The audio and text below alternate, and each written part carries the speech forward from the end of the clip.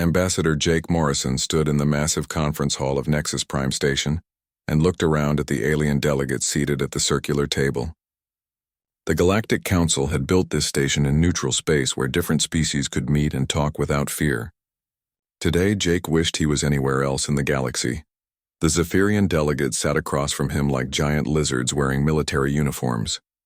Their scales were dark green and their eyes were yellow like old amber. Admiral Vex Korthak was their leader, and he had not stopped staring at Jake since the meeting began 3 hours ago. Jake had come here to negotiate mining rights for human colonies in the Outer Rim. Earth needed the rare metals found on those worlds to build better ships and weapons. The humans had discovered these planets first and settled them legally according to galactic law. But the Zephyrians claimed the entire sector belonged to their empire, because their ancestors had once visited those systems thousands of years ago. The Zephyrian Empire has controlled this region for 3,000 years, Admiral Korthak said in his deep voice.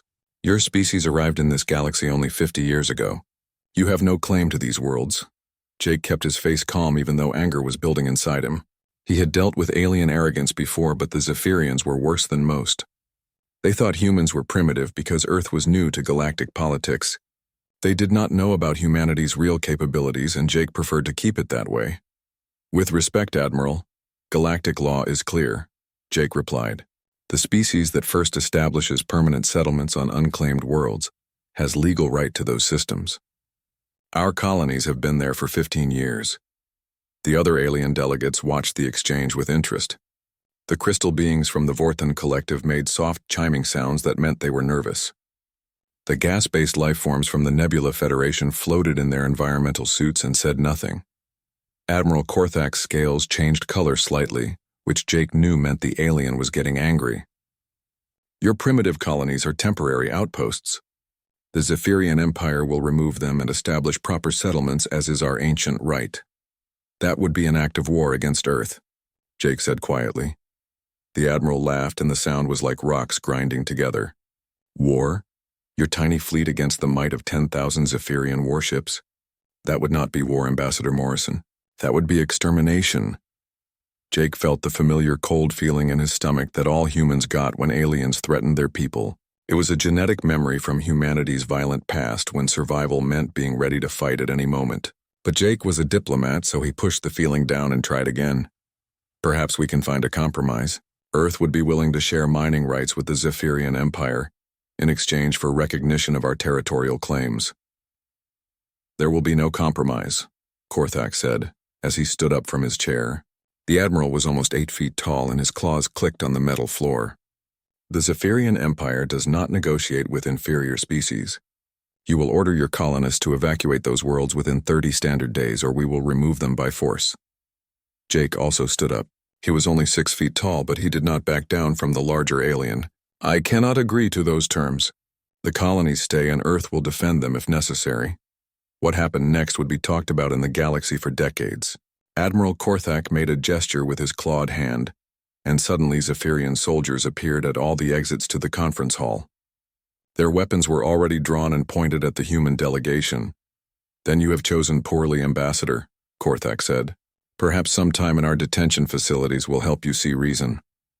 Jake felt his blood turn to ice when he saw his daughter Lisa among the humans being arrested.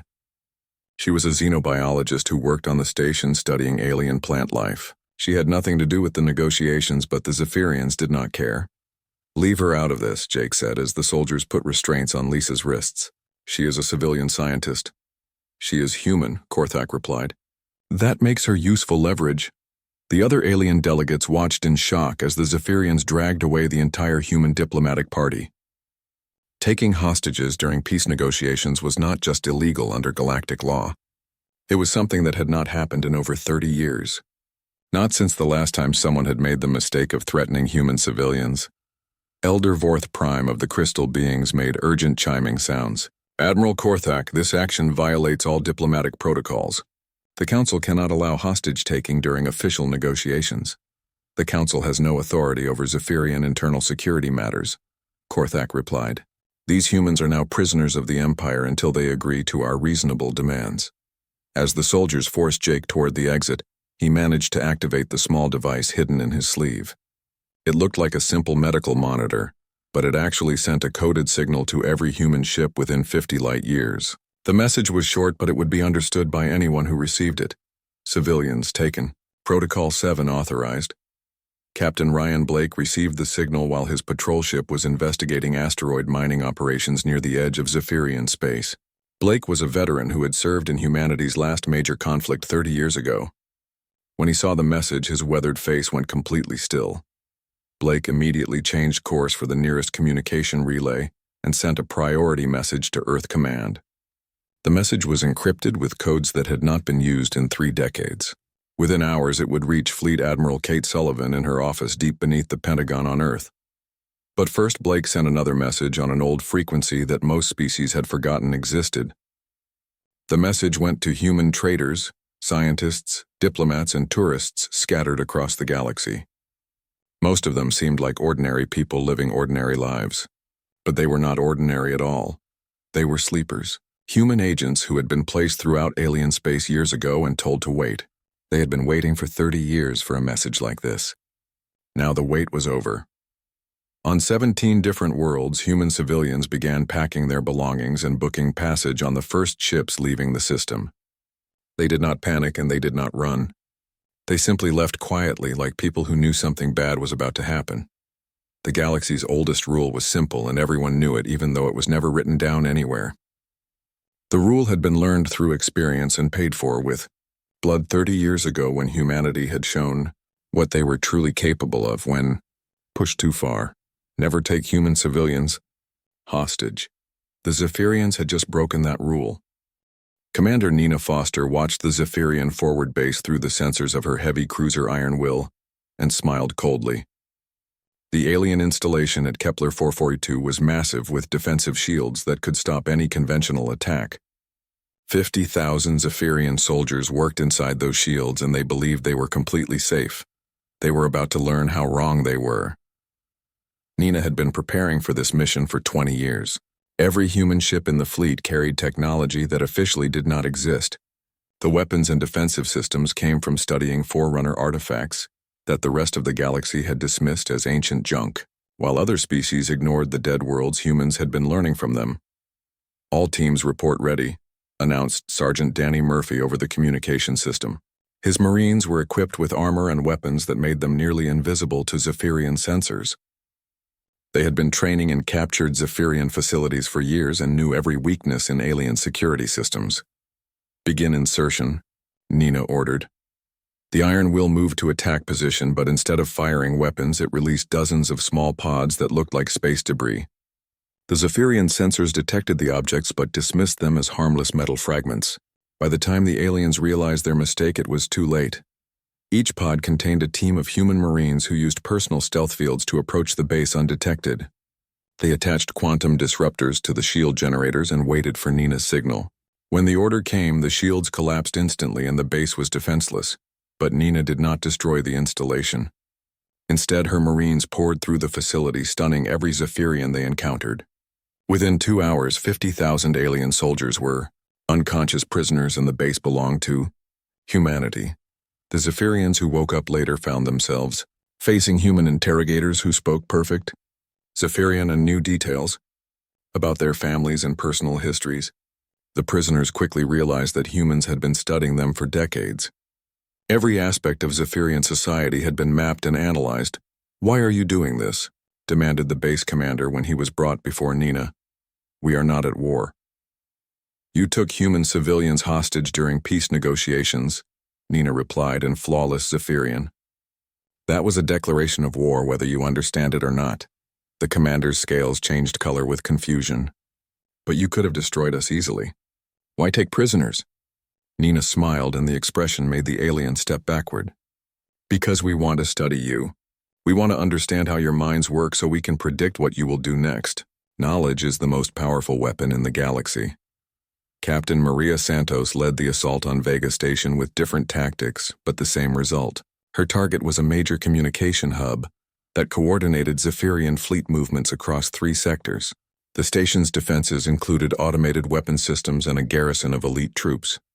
Maria's approach was more direct. She used electromagnetic pulse weapons to disable the station's computer systems and then sent in cyber warfare specialists who had been trained to hack Zephyrian neural implants. The aliens discovered that their own cybernetic enhancements had been turned against them. Zephyrian soldiers found themselves receiving false orders through their implants.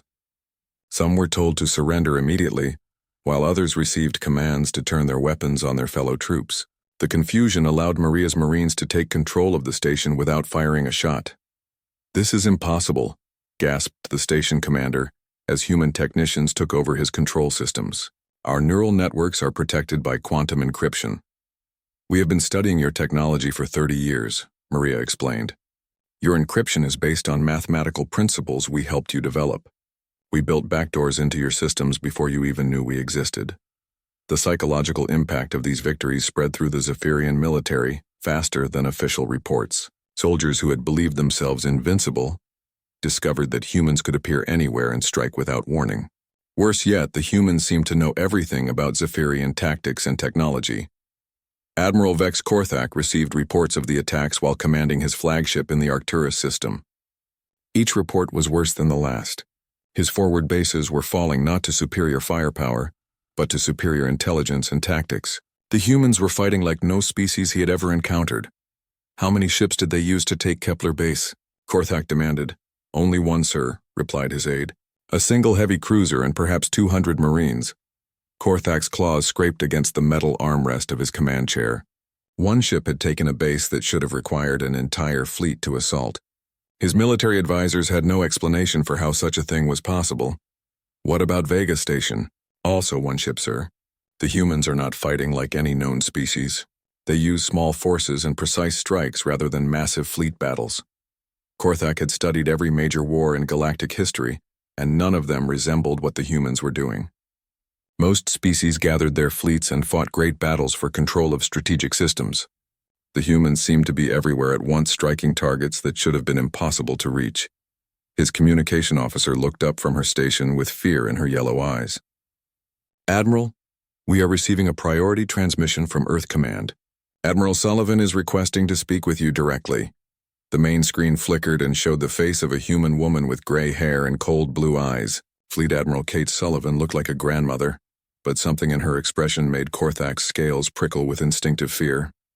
"Admiral Korthak," Sullivan said in perfect Zephyrian, "I believe you have something that belongs to us." "I have human prisoners taken during legitimate security operations," Korthak replied. "They will be released when Earth agrees to evacuate the disputed colonies." Sullivan's smile was colder than deep space. "There will be no negotiations, Admiral. You broke the galaxy's oldest rule when you took human civilians hostage. Now there is only the hunt." "The Zephyrian Empire has 10,000 warships," Korthak snarled. "Your pathetic fleet cannot challenge our might." "We do not need to challenge your fleet, Admiral. We only need to destroy it." The transmission ended and Korthak stared at the blank screen. The human's confidence was disturbing, but surely no species could threaten the mighty Zephyrian Empire. His people had ruled this sector for 3,000 years and crushed dozens of rebellions. Then the reports started coming in from across Zephyrian space. Supply convoys were disappearing without distress signals. Communication relays were going offline in coordinated patterns. Fuel depots and ammunition warehouses were exploding simultaneously across multiple star systems. The humans were not fighting a war. They were conducting an extermination. Dr. Alex Chen continued his research on the Zephyrian homeworld, but now his work had a different purpose. His bacterial cultures were actually sophisticated scanning devices that mapped the planet's defensive systems. His scientific expeditions provided detailed intelligence on military installations and government facilities. "The humans seem very interested in our culture lately," observed his Zephyrian colleague Dr. Vex Thalen. "Several of your fellow researchers have requested access to our historical archives," Alex smiled and nodded. "We find your civilization fascinating. The longevity of your empire is impressive." What Dr. Vex Thalen did not know was that Alex was studying Zephyrian history to find psychological weaknesses. Every culture had fears and taboos that could be exploited. The research was being transmitted to Earth, where specialists in psychological warfare were planning operations that would break Zephyrian morale. Captain Ryan Blake prepared to lead. his task force against the Zephyrian fleet base at Wolf 359. The enemy had over 300 ships stationed there, including several of their most powerful dreadnoughts. In a conventional battle, Blake's small force would be destroyed in minutes. But Blake was not planning a conventional battle. "All ships prepare for Operation Nightfall," Blake announced to his commanders. "Remember, we are not here to defeat their fleet. We are here to make them afraid to sleep." The human ships approached the Zephyrian base using stealth technology that made them invisible to enemy sensors. They did not attack the massive warships or try to destroy the base.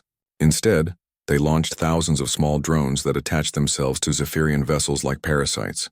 The drones did not explode or cause immediate damage. They simply began broadcasting on frequencies that disrupted Zephyrian sleep cycles. The sound was barely audible, but it prevented the aliens from reaching deep sleep states. Within days, the entire Zephyrian fleet would be suffering from exhaustion and impaired judgment. Blake watched his drones spread through the enemy formation and felt satisfaction at a job well done. The humans had learned that the most effective weapons were not always the most obvious ones. The hunt had begun, and there would be no safe place in the galaxy for those who threatened human civilians. Commander Ryan Blake guided his assault ship through the asteroid field surrounding the prison moon of Tartarus, where the human hostages were being held. The rescue operation had been planned down to the smallest detail, but Blake knew that saving Ambassador Morrison and his daughter was secondary to the real mission. They needed Admiral Korthak alive. Sergeant Amy Clark checked her equipment one final time as the assault ship approached the prison facility. Her Special Forces team had trained for hostage rescue operations, but this mission was different. They were not just saving human lives, but demonstrating to the galaxy that no prison could hold humans when their people were threatened. Facility has standard defensive systems and approximately 500 guards, Amy reported as she reviewed the intelligence data. Dr. Lisa Morrison has been providing internal reconnaissance through coded medical requests. Blake smiled grimly at that information. Jake Morrison's daughter was a xenobiologist, but like all humans who worked in alien space, she had received military training. The Zephyrians thought they were holding helpless civilians, but Dr. Morrison had been gathering intelligence on their prison system since the day she was captured. "What about Korthak?" Blake asked. "Intelligence confirms he arrived 2 hours ago aboard his flagship," Amy replied. "He is personally overseeing the facility to ensure the hostages cannot escape." That was exactly what Blake had hoped to hear. The Admiral had made the mistake of placing himself within reach of human forces. He would soon learn that no amount of security could protect someone who had threatened human civilians. The assault began with electronic warfare as Lieutenant Jake Peters used quantum communication systems to hack into the prison's computer network. He had been studying Zephyrian security protocols for years and knew exactly how to exploit their weaknesses. Within minutes, he had disabled the facility's weapons and opened every cell door in the complex. "Security systems are down and prisoners are free to move," Jake reported. "Dr. Morrison is leading the hostages to the designated extraction point." Amy's team moved through the prison like deadly shadows, using personal stealth, fields and weapons that fired projectiles, too small for Zephyrian sensors to detect. The guards found themselves facing an enemy they could not see or effectively fight. Most surrendered after watching their comrades collapse from wounds they could not understand. "Hostages secured," Amy announced as she reached the extraction point, where Dr. Lisa Morrison was waiting with the other prisoners. The xenobiologist looked calm despite spending weeks in an alien prison. "Good to see you, Sergeant," Lisa said with a slight smile. "I have been documenting Zephyrian psychological responses to captivity stress. The data should prove useful for future operations." Blake was not surprised that Lisa had spent her imprisonment conducting scientific research. Humans did not break under pressure the way other species expected. Instead, they adapted and found ways to turn any situation to their advantage. "Where is Admiral Korthak?" Blake asked. "Command center on level 7, Lisa replied. "He has been interrogating prisoners personally to try to understand human psychology. He seems frustrated by our responses to his threats." Blake nodded and headed for the command center with a small team of Marines. Finding Admiral Korthak was crucial to completing the mission's real objective. The rescue was important, but what happened next would determine the future relationship between humanity and the galaxy. Admiral Korthak was studying security recordings when Blake and his team entered the command center. The Zephyrian leader turned to face his captors with resignation rather than surprise. His scales had lost their vibrant color and his eyes showed the exhaustion of someone who had not slept properly in weeks. "Commander Blake, I presume," Korthak said in English. "I have been expecting you." "Admiral," Blake replied politely. "You are under arrest for violation of galactic law regarding the treatment of diplomatic personnel and civilians." Korthak laughed, but the sound held no humor. "What does it matter now? Your people have destroyed my empire and scattered my fleets. The Zephyrian military no longer exists as an effective fighting force." Blake studied the defeated alien commander with something approaching sympathy. Korthak had made a terrible mistake, but he was not truly evil, just arrogant and ignorant of what humans were capable of when pushed too far.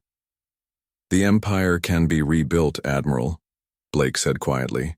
"But first you need to understand what you did wrong and why it can never happen again." The extraction was completed. Within an hour, as human ships appeared throughout the Tartarus system to evacuate the rescue teams, Admiral Korthak was transferred to the flagship New Horizon, where he would be taken to Earth to stand trial for his crimes against humanity.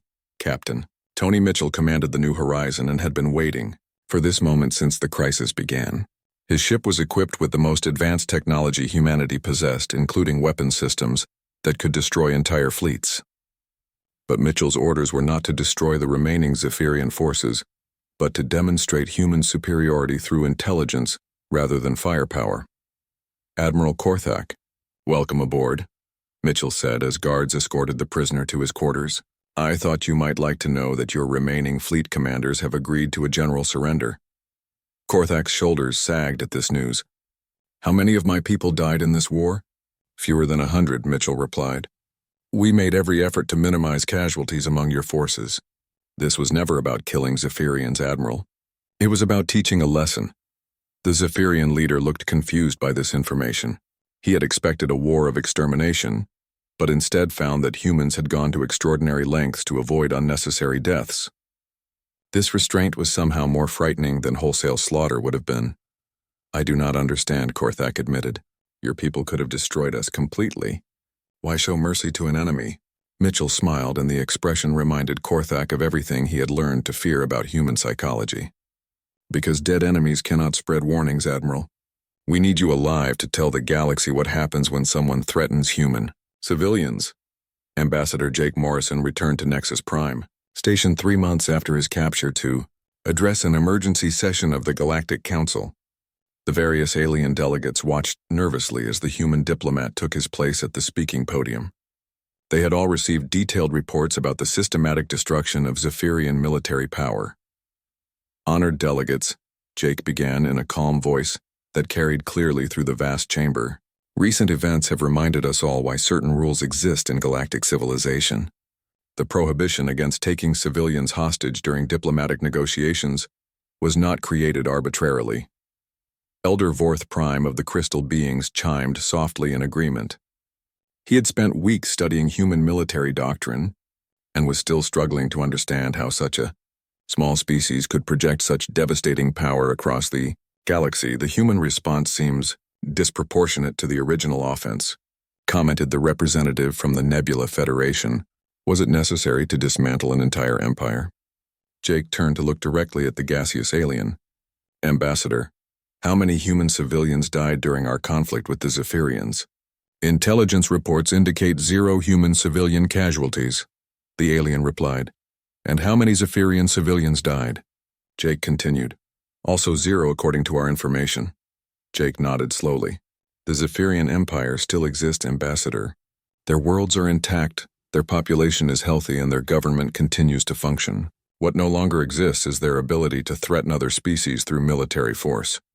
The implications of this statement rippled through the assembly like a shockwave. Humanity had not destroyed their enemy, but had instead performed the galactic equivalent of surgery, removing only the parts that posed a threat while leaving everything else untouched. "The rule against taking hostages exists for a simple reason," Jake continued. "Some lines should never be crossed because the consequences extend far beyond the immediate participants. Admiral Korthak learned this lesson, but he paid a heavy price for his education."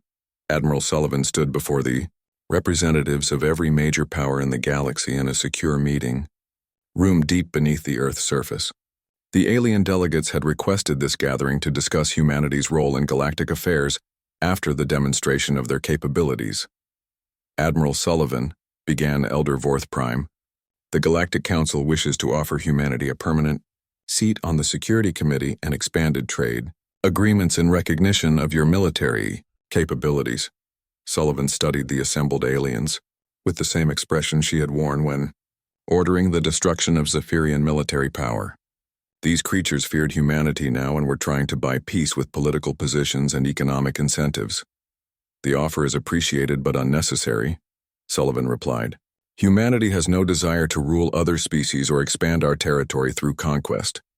We want the same thing we have always wanted, to be left alone to develop our civilization in peace. But surely Earth would benefit from increased political influence protested the Nebula Federation. Representative Sullivan smiled and several delegates involuntarily moved back from the table. Fleet Admiral Kate Sullivan sat in the Secure Command Center 500 feet below the Pentagon and read the message from Captain Blake for the third time. The underground facility was known officially as Strategic Operations Center, but everyone who worked there called it the bunker. Sullivan had hoped she would never have to use this room for its original purpose.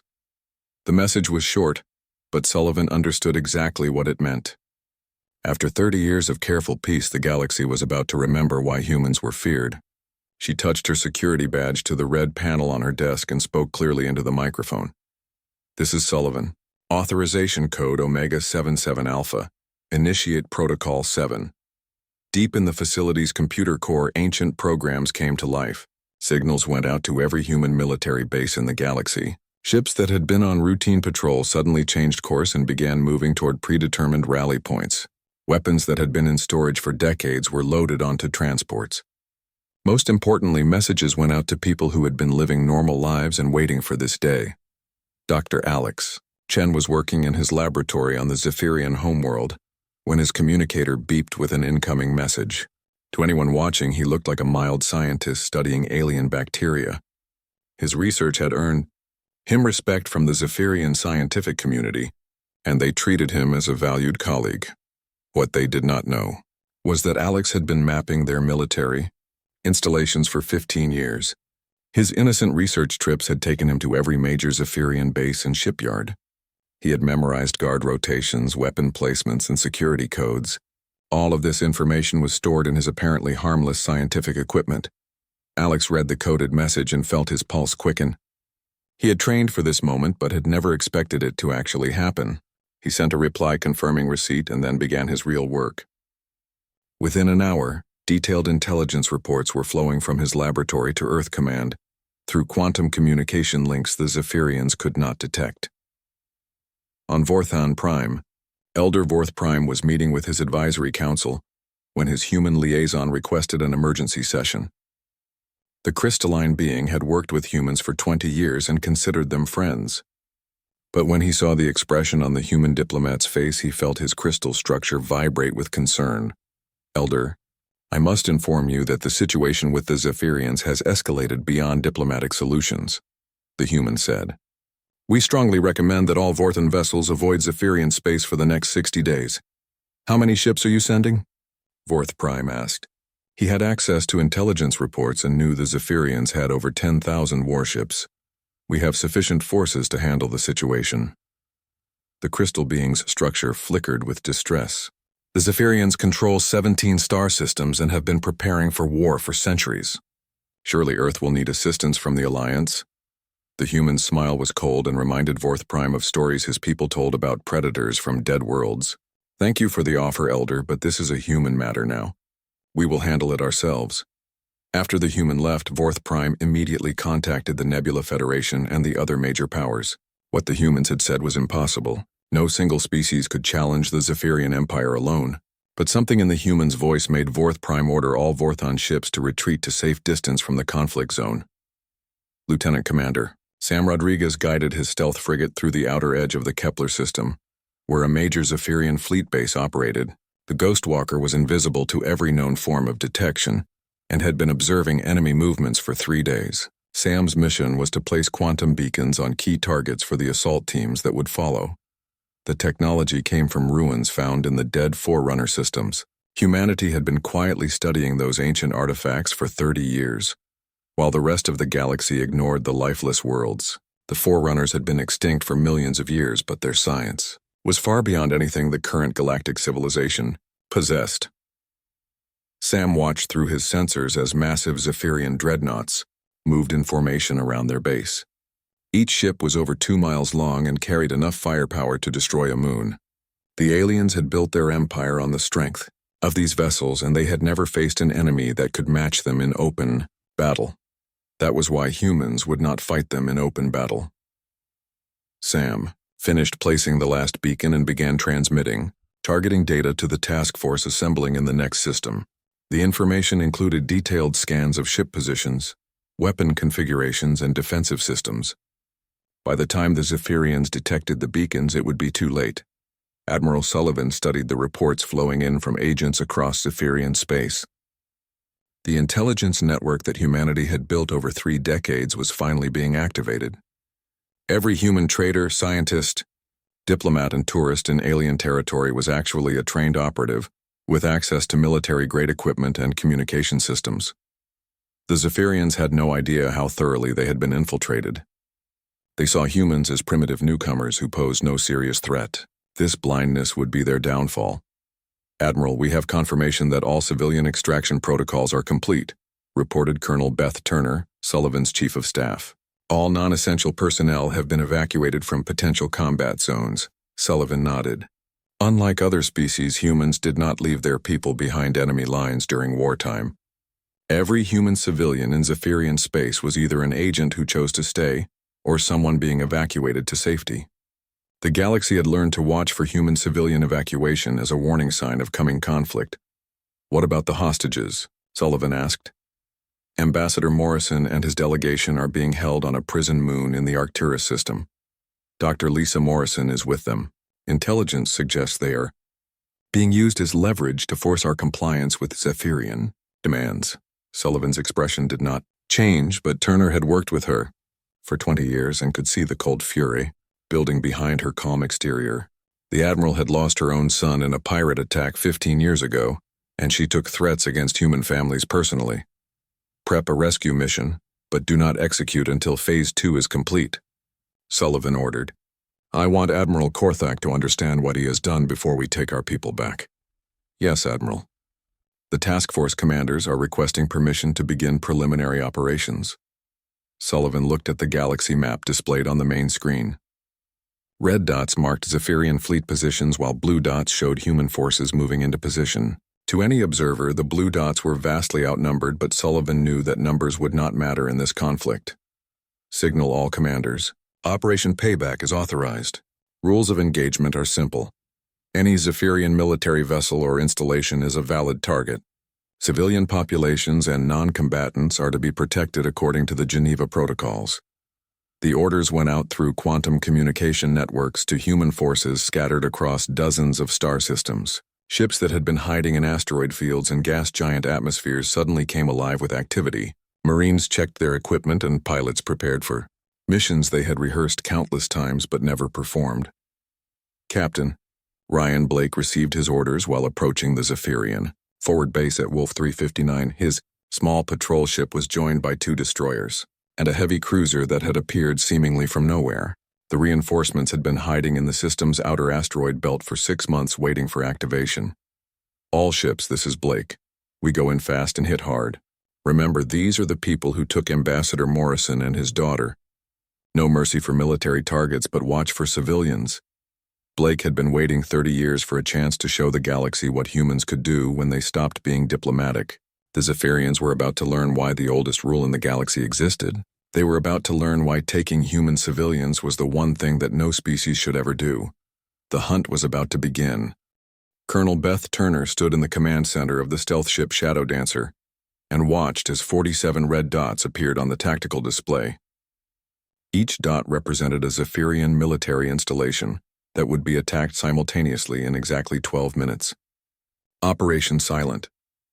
Thunder was humanity's largest coordinated strike in 30 years.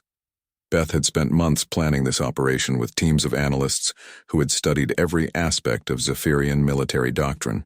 They had identified the key nodes in the enemy command structure and planned strikes that would paralyze their ability to coordinate a response. The attacks would happen so quickly that the Zephyrians would not understand what was happening until it was too late. All teams report ready for insertion, announced Lieutenant Jake Peters from his position at the communications console.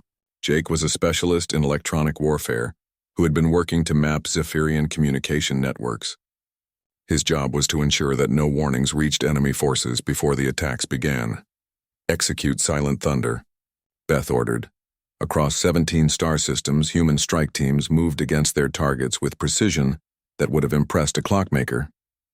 Each team had rehearsed their mission dozens of times using detailed mock-ups built from intelligence gathered by agents like Dr. Alex Chen. They knew exactly where to find command centers, communication arrays, and ammunition storage facilities. The Zephyrian base on Rigel 7 was typical of the target selected for the operation. It housed the regional command center for 3 sectors and served as a major supply depot. The base commander felt secure behind massive defensive barriers and automated weapon systems. Captain Sandra White led the assault team that infiltrated the Rigel base using personal stealth fields and sonic dampeners that made them invisible to both electronic sensors and Zephyrian hearing. Her Marines moved through the facility like ghosts and reached their objectives without being detected. Charges placed on primary targets, Sandra whispered into her communicator. Beginning electronic warfare phase. Jake Peters activated his equipment from orbit and began transmitting on frequencies that interfered with Zephyrian neural implants. The aliens used these cybernetic devices to communicate with their computer systems and coordinate military operations. When the implants malfunctioned, the base personnel found themselves unable to access weapons or call for help. Sandra's team captured the command center without firing a shot. The Zephyrian officers were too confused by their malfunctioning implants to mount effective resistance. Within 30 minutes, the entire base was under human control, and its communication systems were being used to spread false information to other Zephyrian forces. Similar scenes played out across the galaxy as human forces struck at the heart of Zephyrian military power. Command centers fell silent. Supply lines were severed and communication networks collapsed. The Zephyrian Empire discovered that their rigid command structure made them vulnerable to precisely targeted attacks. "Sir, we have lost contact with bases in Sectors 7 through 19, reported Admiral Korthak's aide with barely controlled panic in his voice. The humans appear to have attacked 47 installations simultaneously. Korthak stared at the tactical display in disbelief. Red warning symbols were appearing faster than his staff could process them. Entire sectors of his empire were going dark as communication links failed, and bases stopped responding to orders. "How is this possible?" Korthak demanded. "Our intelligence report said the humans had less than 1,000 ships. They cannot be in 47 systems at the same time. Admiral, the attacks appear to be conducted by very small forces," the aide explained. "Most targets report seeing only 1 or 2 human ships. Some bases fell to ground assault teams without any supporting vessels." The Admiral's claws scraped against his chair as he struggled to understand what was happening. The humans were fighting like no species in recorded history. They did not mass their forces for great battles, but instead struck like lightning at carefully selected targets. It was as if they could see his entire military structure and knew exactly where to apply pressure to make it collapse. Lieutenant Jake Peters was busy ensuring that the Zephyrians remained confused about the scope of human operations. He had gained access to their communication networks and was flooding them with false reports and contradictory orders. Zephyrian commanders received urgent messages telling them to reinforce positions that were already lost while ignoring real threats approaching their own bases. The psychological warfare phase is working better than expected. Jake reported to Colonel Turner. "Enemy forces are receiving so many conflicting reports that they do not know which threats are real." Beth nodded with satisfaction. The humans had learned that destroying an enemy's ability to think clearly was more effective than destroying their weapons. A confused opponent would make mistakes that could be exploited by smaller forces using superior tactics. "Begin Phase 2, Beth ordered. "Target their caste system." The Zephyrian Empire was organized around a rigid social hierarchy that determined every aspect of their lives. The warrior caste commanded military forces while the worker caste maintained infrastructure, and the scholar caste provided technical expertise. This system had served them well for thousands of years, but it also created predictable patterns that humans could exploit. Captain Sandra White received new orders and smiled grimly. Her next target was a training facility where young Zephyrians from the warrior caste learned to become officers. The facility was lightly defended because it was far from the fighting and contained no strategic resources. Sandra's attack on the training center was swift and brutal. Her Marines used non-lethal weapons to capture hundreds of young warrior caste Zephyrians, and then broadcast images of the prisoners throughout the Empire. The message was clear. Humans could strike anywhere, and the warrior caste could not protect their own children. The psychological impact was devastating. Warrior caste families across the Empire began demanding that their sons and daughters be brought home from military service. The rigid caste structure that had been a source of strength became a weakness as each group worried about protecting their own members.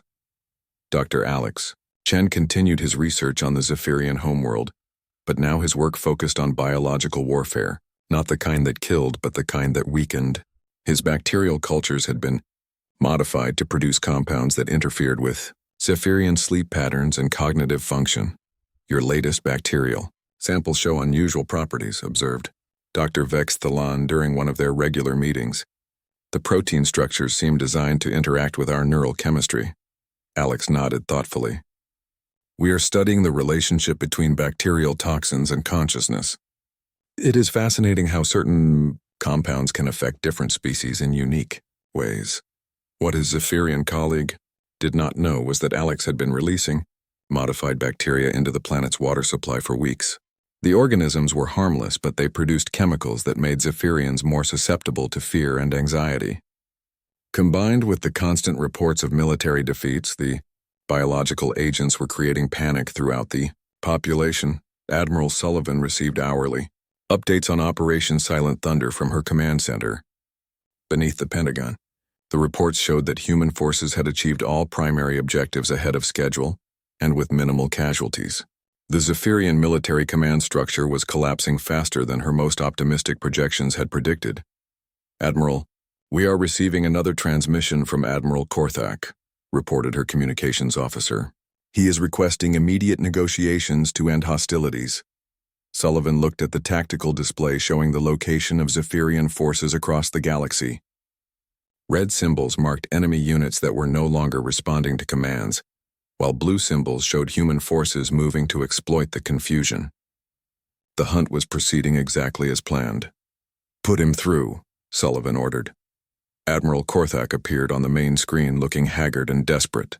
His scales had lost their healthy shine, and his yellow eyes darted nervously as if expecting an attack at any moment.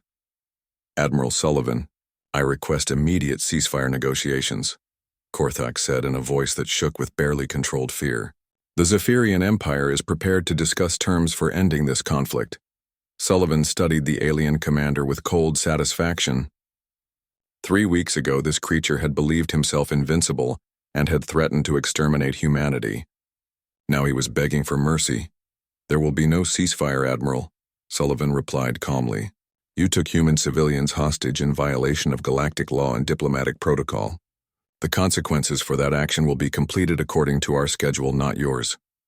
But your forces have already achieved decisive victory, Korthak protested.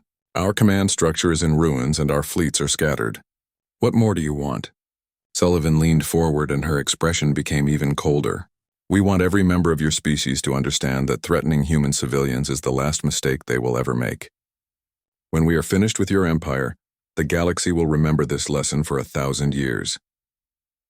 The transmission ended and Korthak stared at the blank screen with growing horror.